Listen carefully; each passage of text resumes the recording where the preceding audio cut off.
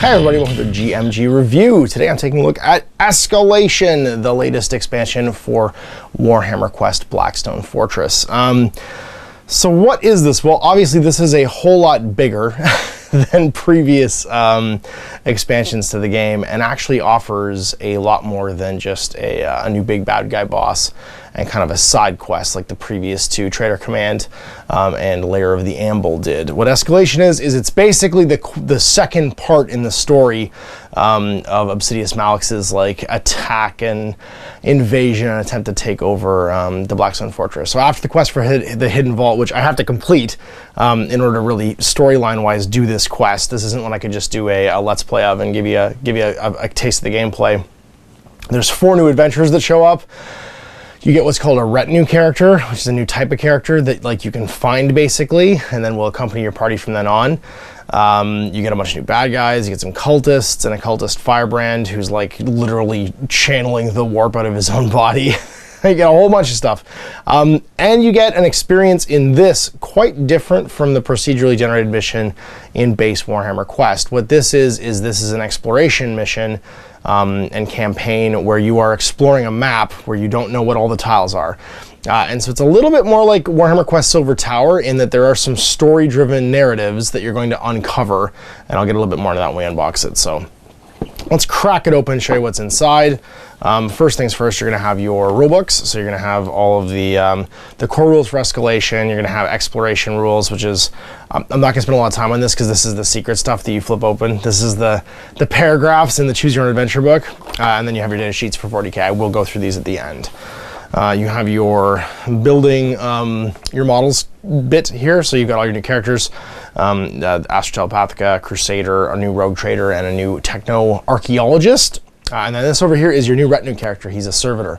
And he's basically like, he's like the lone survivor. He was in a box basically after his like previous warband got killed. And if you find him during your exploration of this, he'll accompany you from then on. He's like an additional hero that no one controls. The leader will activate them. Whoever's the lantern, whoever has the auspex will activate him. Then the new cultist sprue of 7 cultists plus a firebrand, who is like a character type, basically channeling the warp and your usual cut apart instructions. You get a pile of new cardboard. This is the Menace Tracker, which is actually like the power of those. Sorry, I'm trying to get this like not, it's covered in plastic right now, so it's very shiny. Your Menace Tracker is actually the power of the warp, and these little tokens right here will unlock all of the bad things Obsidius Mallex is doing. Basically, everything on the Blackstone Fortress gets worse the longer that you're exploring. The more times you have to go back to try and find all of the 4 like fanes that he's built, and then the Throne of Mallex, the worse stuff gets. You get the 2 new spaceships. The Archaeologist is on this one. It's another transport. It's a what's it called? A Seeker Omicron. Is that a, I don't even know what Greek alphabet letter that is.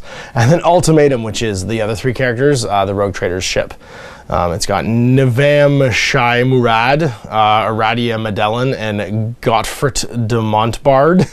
And then Daedalus is on Seeker Omicron. So lots of new cardboard. You do get a ton of new tiles too. So this actually expands the tiles you're on, and a lot of these are the fanes themselves. This is the Wrath one. This is the this is Khorne, Nurgle, Slaanesh. There's one for each power basically, and then the Throne of Mallex itself. So again, I'm not going to open that right now because it's full of stuff.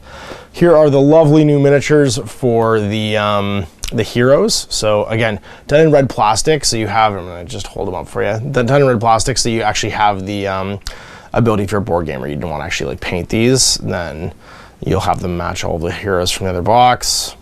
Really nice. I wanted to spend some time on these. I'm kind of happy that I haven't finished it yet, because otherwise I'm going to try to rush to get this done. And these are really nice toy soldiers. I want to spend some nice time painting them. All of your, you can see closer pictures of these actually when you look at my on the paint table from this week.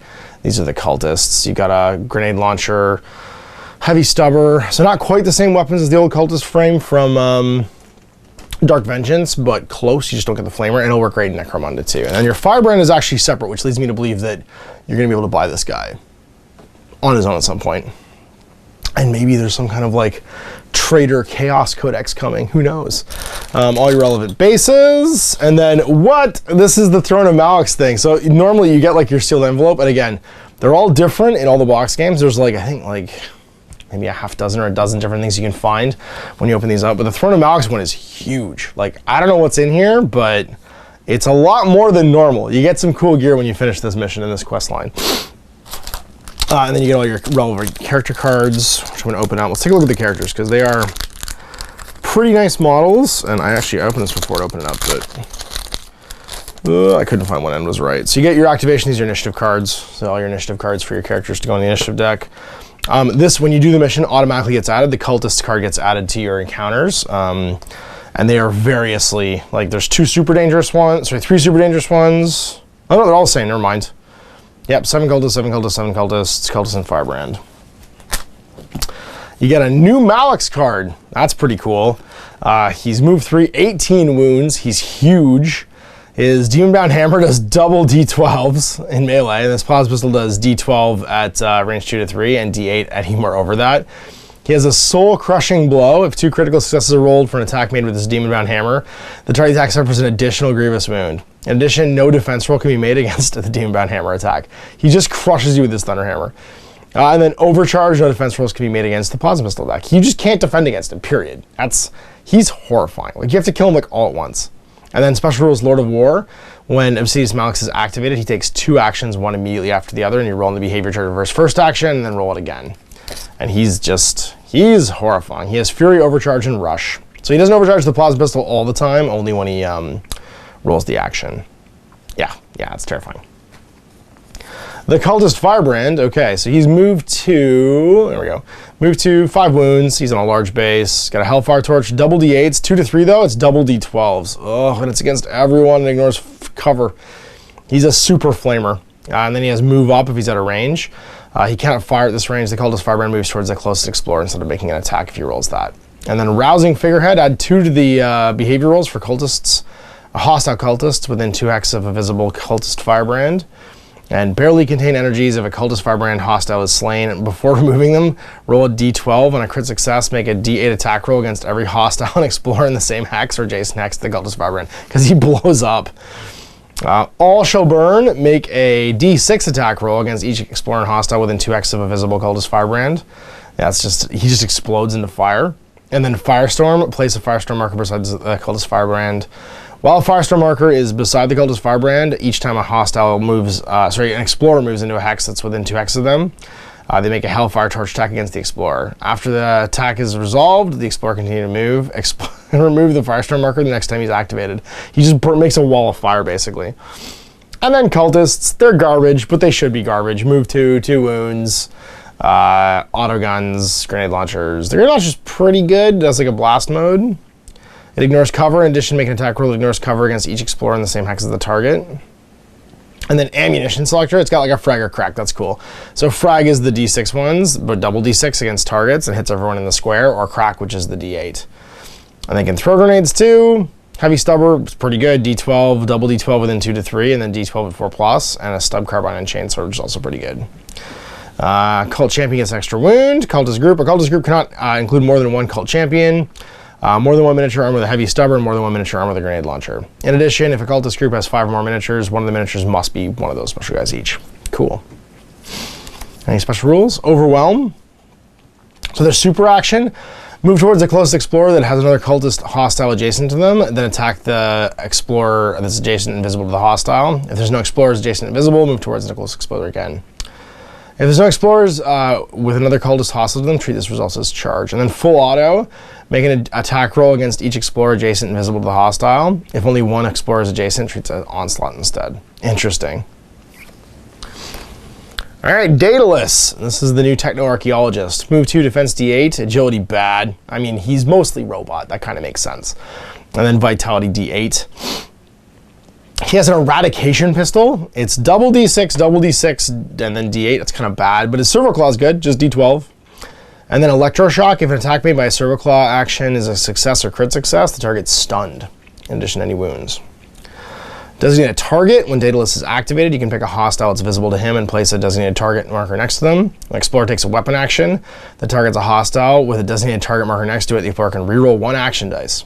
Remove the designated target marker if the chosen hostile is slain, or it's sort of the next activation. So he's kind of a buff, basically. And it's automatic. It doesn't require any dice. He just always designates a target. Oof. So he kind of wants to go early during the activation queue and then mark somebody out so that you can like just chug away at him with someone like a Shadow Guide or whoever a good gun target is. He's got an Omniscan, costs him a 3+. And sorry, I should have mentioned the claws are 4+, the pistols are 1+. Omniscan, Daedalus can take this action if he is in the same hex as a discovery marker, or if he spends 3 inspiration points. It cannot be taken if Daedalus is adjacent to a hostile that's visible to him. When it's taken, remove the discovery marker from the hex, and then draw the top card of the discovery deck and place it beside Daedalus's character card. At the end of any activation which Daedalus took at this action, roll a Blackstone die, and a 16+, he gets an inspiration point. So he gets an easier like find artifact, basically, an easier convert because it's a 4+ normally. And then he also gets inspiration from doing it, which is pretty cool. And that looks like his unique inspiration. And so he has to buy inspiration all the time. His vitality goes up to D12 when he does that, which is pretty cool. His eradication pistol and servo arm. The pistol becomes all D8s. It like jazzes up. Servo claw stays the same. And then electroshock automatic from the servo claw. If it's a success or crit success, they get stunned. Designate targets the same. And then Omniscan becomes on a 2+ instead, which is pretty cool. So he's beefy, but he has to buy all of his success, basically. He's never going to have an automatic inspiration. We're going to save him for the end. Godfret du Montbard, the Crusader. He's moved to defense D12. Well, he does have a storm shield, so D12 defense makes sense. Agility D6, vitality D8. And then a lunging strike on a 1+, double D8, or a hacking advance on a 5+. Step into the swing on the lunging strike. When taking a lunging strike weapon, Godfrey de Montbard can move 1 hex towards the closest visible enemy before resolving the action. So he can move while he strikes. That's pretty cool. And then cutting down the foe when taking a hacking advanced weapon action, Godfrey de Montbard can make 2 attacks, and you can move Godfrey de Montbard 1 hex towards the closest visible before resolving each of these attacks. So he's like a truck basically running through stuff. He has a 6+ shield wall. This action can be taken once per activation. Place a shield wall marker next to Godfrey. If he's visible to an attacking hostile, only Godfrey de Montbard or explorers that are adjacent and visible to hostile can be chosen. In addition, when the shield wall marker is beside Godfrey de Montbard, he can reroll failed defense rolls. Remove the shield wall marker the next time he's activated or if he's taken into action. During this expedition, his secret agenda, make 3 success or crit success defense rolls in a single turn against attack made by hostiles from the same hostile group. So basically, if he's just defendy, he inspires. And his defense is, his agility goes up to D8. Everything else stays the same. He goes to move 3 though, I'm pretty sure. Yep, move 3 plus all that attack movement. Lunging strike still 1+. Hacking advance goes down to a 4+. Step into the swing is again the same. He's double D8 on everything. Cutting down the foe when attacking make 2 attacks. And move a hex. Yeah, so it's a 4+ for 2 attacks or a lunging strike for 1 attack.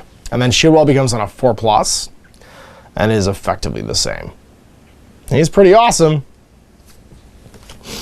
That's the first melee guy I really liked that isn't Amelin, who's not really a melee person, but is just amazing anyway. Aradia Madellan, Primaris Psyker. Move 2, defense D8, agility D8, vitality D6 though. 4+4 staff on a D8, it's pretty good. And then a last pistol, which is D8, D6, D6. And then in unique actions, a 6+ smite. This action can be used once per activation. One hostile that's close to Aradia and visible to her suffers a grievous wound, and any other hostiles in the same hex suffer a regular wound.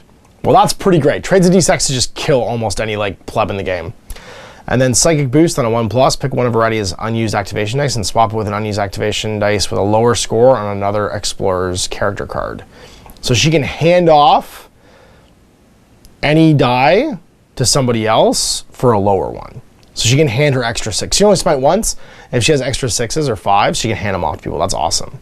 So again, an early activator and a support piece. And then Secret Agenda, during an expedition, at the end of the Destiny phase, all 5 Destiny dice show a unique number. So if you roll a straight, basically. And then Inspiration, move 2, Defense D8, Agility D8, Vitality D8. 4 staff and last pistol stay the same. And then Smite, again on a 6+, still only once per phase, and Psychic Boost, exactly the same on a 1+. She hasn't really changed that much. This just goes up. She's just a good like support piece no matter what.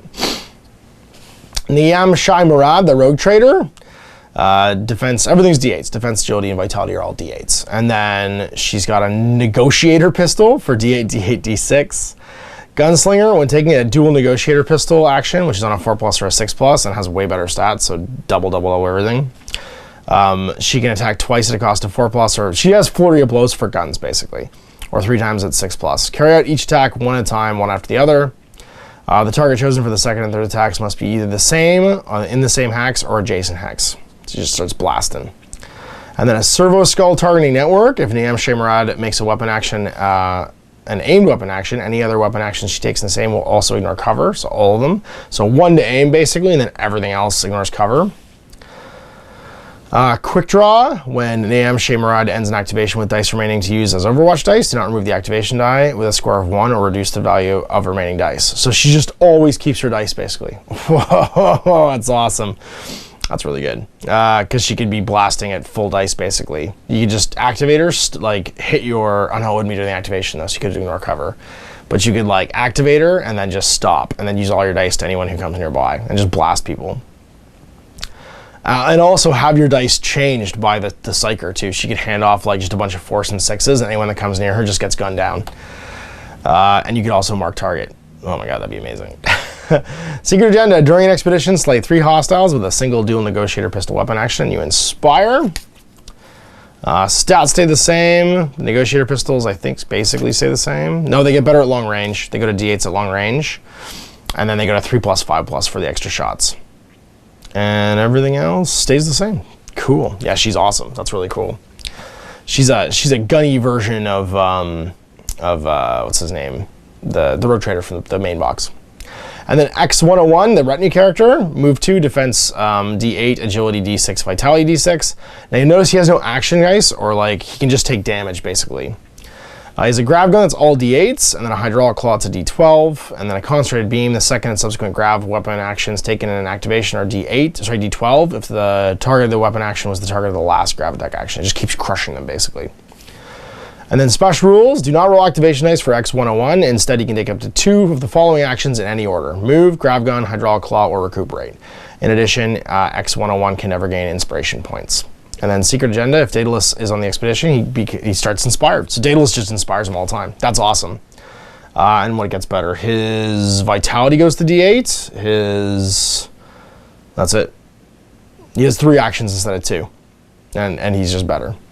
If Daedalus is taken out of action though, he goes back over to the secret agenda side. So he goes back over like this, because all of a sudden there's not a technomagist that like knows how he works basically to use him. So yes, this is the retinue character. You basically get to pick your 4 explorers as normal, and then 1 retinue character, which makes me think there's going to be more coming out in the future. It seems like an obvious like new expansion thing. I would guess that the next bunch of expansions that add a bad guy, kind of like Trader Command or Lair of the Amble, are also going to add a retinue character. So you get something for your adventurers as well. Then you get all your bases for your dude mans. And you get vaults for everybody too, so you don't have to share the vaults that came in Blackstone Fortress. I'm excited that it came with sleeves and vaults for everybody. And that's our unboxing. So let's do some chatting now. There's all this. Going to go back in about the actual rules and talk about how the campaign works, because this is very different from the core campaign rules for Blackstone Fortress, and different enough that I think it's worth exploring a little bit. Now you don't want to, if you open this box set, you don't want to take too much of a peek at the exploration book. You only want to peek at the escalation book. That's the one you want to actually look at. So let's put all you guys away real fast and have a look at this one. So these 2 books, Escalation, Exploration, leave this one alone. I'll just give you a quick flip through. You can see it's all your different missions and paragraphs and all of your feigns and stuff. You don't want to spoil the surprise. The escalation book has all the new rules in it though, so this is the important one for just talking about how everything works. The introduction here, of course, is that this takes place after the events of the Hidden Vault. So you don't want to like not play through the initial campaign, or you're kind of spoiling everything that happens. You got your contents page. And then the quest for the Black Shrine. So there are 4 shrines, basically, that Obsidius Mallex has added to the like Blackstone Fortress, and he's corrupted this entire like section of it, basically, at the center of which is the Throne of Mallex. Now you'll see there's this big map on the back of, where is it, the exploration one. This is what you're exploring throughout the course of the campaign. You're going to start, well, that's upside down. You're going to start here at the gateway, and that's your way in, and then trying to find the Throne of Mallex by doing rooms. And all of the rooms are what's in this booklet. And then when you find enough rooms, or you go through enough rooms, eventually you're going to find the spot on the map that has the whatchamacallit, the different shrines. And to get to all the shrines, then you can enter the Fane, or in the Throne of Mallex, you can fight the big bad guy. So you got to explore this until you find all 4 shrines, destroy them, and then you can actually go and fight Mallex. So and things are getting worse all around basically as this is happening. So you do your exploration rounds as normal. You start your quest. It's a standalone quest, can be attempted if the explorers are not currently on another quest. This is the quest for the Hidden Vault. Before starting it, the players can choose to undertake the quest for the Black Shrines. If they do so, follow the rules presented here and set up an expedition for the quest. And so you do your Resolve a Chamber of Passage, Recovery, and then Leader Step. The event phase escalation uses a different event table to the one found in Blackstone Fortress on the back. The Black Shrines, they take the form of 4 combat encounters, each of their own unique rules and theme. If the explorer enters one of the Black Shrines during an expedition, they'll require additional setup. The maps and rules for these are in that book. Ending an expedition, instead of the rules in the rules booklet, at the end of a combat, if all explorers are out of action, if an explorer dies in the recovery step, after resolving a chamber, all the players agree to end it, or the player conquer one of the Black Shrines. So basically, you're trying to go until you find the Black Shrines. Now, you can start an expedition basically where you left off, and you spend your clues to do that now. So you can count chambers to where you left off basically when you end if you have a number of clues. And that's what the clues do this time around. So you're not trying to find clues to buy out your way into a fortress run like you were in the last one. What you're doing with the clues now is you're buying steps on the map to where you left off to keep exploring, or to anywhere really, so you can keep exploring to try and find one of these places. And of course, you can also do it as one-off expeditions. Navigating the Citadel, you're going to be doing basically a step-by-step. It's almost entirely like a choose-your-own-adventure book where you start at spot 1, basically, and there's a number of exits from it. And if you take A or B, you have to draw where you went on the map, and then it'll have more exits that will also lead it to different hexes. And the hex, basically, you're going to follow, like, it's just like drawing a map in a choose-your-own-adventure book. You're going to follow from room to room until you eventually find a shrine, or you complete all the shrines, and you're just trying to take rooms, basically, that get you to the actual, like, spot. And so you're not using encounter cards. You can choose to use encounter cards if you want as a one-off quest, so you can spin encounter cards. If you want to do this afterwards, you can roll on a table when you do an encounter and do the cool encounters from here instead. But there's actually like a booklet for all your encounters this time around. So you have your discovery deck, but not your encounter deck. And then new rules, retinue characters I already talked about. You don't start off with X0, X101, but you'll find them later on as part of probably the discoveries from the Fanes. And then randomizing directions, certain things like the Vortex of Doom is going to move around. And then menace level. After every exploration, every time you go back to Precipice, basically, you're going to add one of these until all 4 are in effect. And they make stuff bad, and they stack, basically. So the first one is -1 reinforcement rolls. The second one's -1 reinforcement rolls and -1 resource card. The third one is -1 reinforcement rolls, -1 resource card. And then the fourth one is -1 reinforcement rolls and -1 resource card. So you're -4 to all reinforcement rolls and -3 resource cards, basically, when you're dealing out your after Precipice gear that you can go and buy. It's bad. It's really bad. And that means that when you're rolling, basically, you can roll really low. It's an 8 or less to have reinforcements show up now. Sorry, yeah, 7 or less on a D20. On the Blackstone dice to have them show up. And you're -3 to the dealt out cards. So 3 of the different ships that you go to buy stuff on later on are only dealing out 2 cards. And that's it really for the new rules and stuff. And you're going to play through, basically. You've got all your background in here, the new arrivals, background for all the characters, why Mallex not being dead and slowly taking over the Blackstone Fortress is bad, and then your escalation reference. This is your new set of encounters and escalation event table at the end. So the MacGuffin basically is that things have gotten real bad. You're going to have to do these quests. Find your way basically around the map by going through the various exits and doing encounters until you either die, want to go back, or you find one of these things. So you're probably, if you were lucky and you start from Gateway and you find 5 Fanes, you could do this in 5 missions. You're probably not going to do this in Blackstone Fortress. This is a pretty brutal game. You're probably not going to get to do it in 5 missions, but there's a chance you're going to be able to finish this in 5 games. But you're getting at least 5 games out of it because it auto ends when you find a Fane, and then you got to go to the throne and fight Mallex. So there's a good chance that this campaign is going to take a lot of games. Maybe not as many as the Blackstone Fortress one did, like the base of the Hidden Vault, because you had to find clues, which meant that if you didn't find enough clues for the next Fortress run in your Fortress run, you weren't able to do it like right away. In this one, if you just get lucky and you keep exploring and you don't die, you could just get it right away in 5. So yeah, data sheets. This is our 40k rolls for all these guys. So values, Irradium Medellin is 40 points. The Cultist Firebrand is 30. The Cultist of the Abyss for 7 of them is 35. Daedalus is 50. Godfrey de Montbard is 35. Niam Shea Marud is 50. And then X101 is 22 points. So the Rogue Trader has the Imperium and Astra Cartographica keywords. So really, you have to be playing kind of Unbound Imperium to be able to do this. Not bad stats, Rogue Trader stats. So movement 6+, 6 inches, weapon skill 3+, bow skill 4+, strength toughness 3 with 4 wounds, 3 attacks, leadership 9, 4+ save, and then the Negotiator pistol is pistol 2, 12-inch range, strength 4, -2, 1 damage. All guns blazing in your shooting phase. They have pistol 4 if she doesn't move. Service Skull assisted. Enemies do not receive the benefit of cover to their saving throws. And then Warrant of Trade. Naham Shimroid can embark on any Imperium transport. Godfrey de Montbard, the Crusader. He's just a Crusader.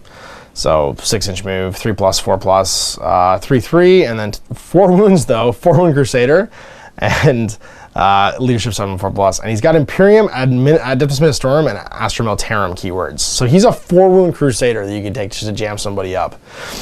He's got a Power Sword and then a Storm Shield. And he has the Act of Faith, so you can use Chapter Proof 2018 Acts of Faith.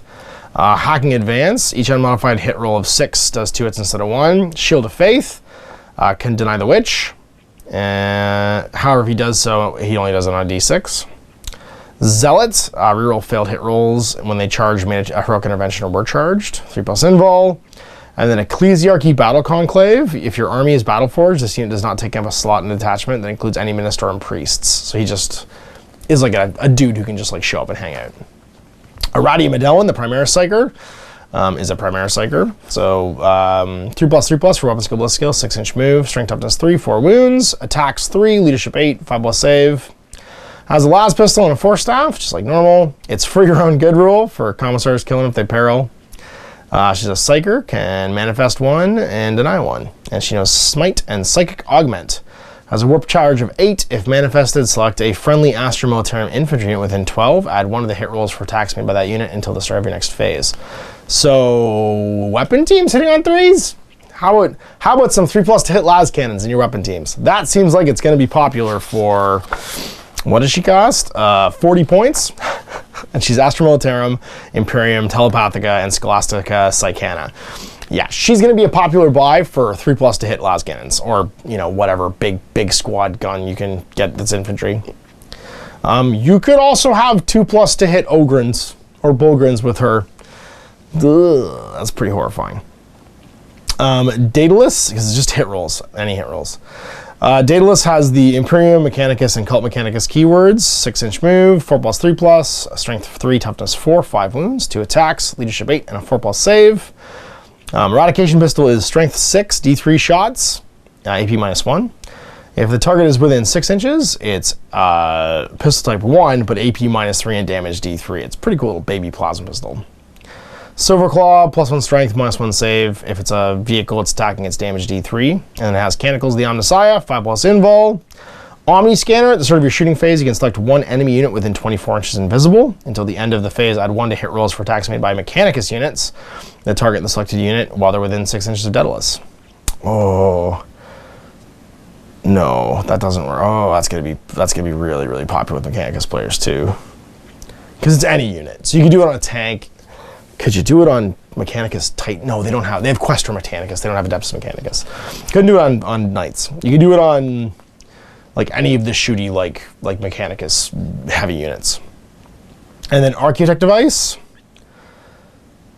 Oh, and it's all units within 6. Oh, it's horrifying. And not even completely within 6. Yeah, he's gonna be popular too. +1 to hit for 50 points for everything within 6 inches.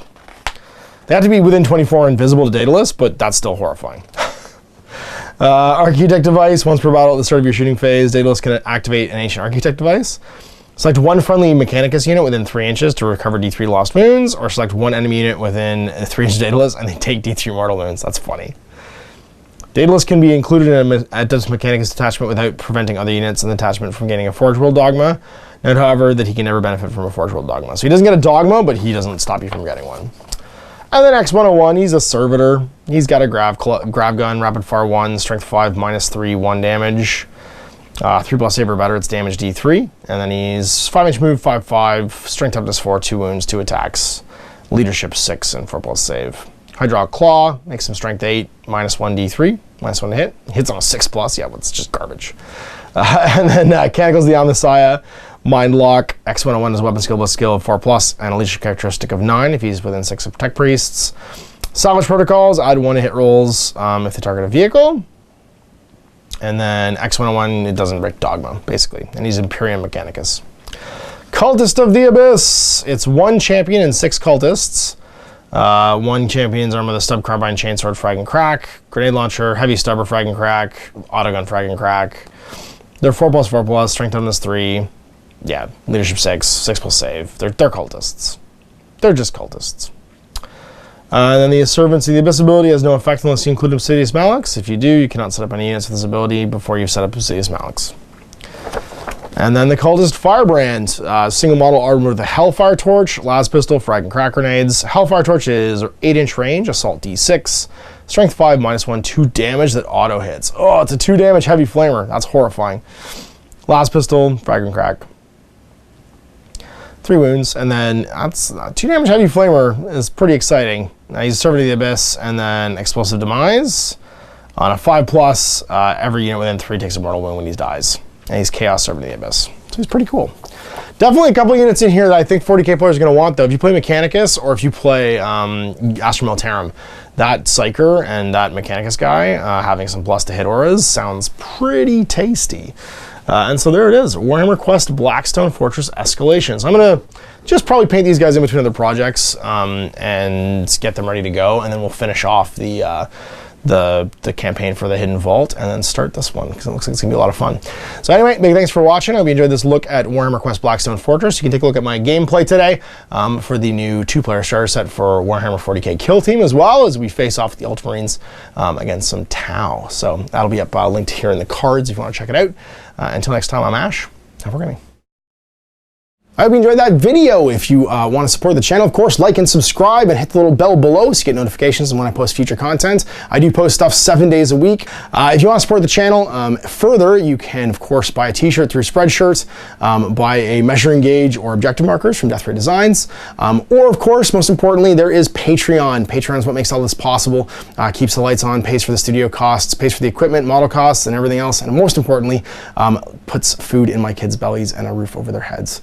Big thanks to everyone, past, future, who supported me. I do this stuff because of you guys, and of course, I will continue doing it as long as I can.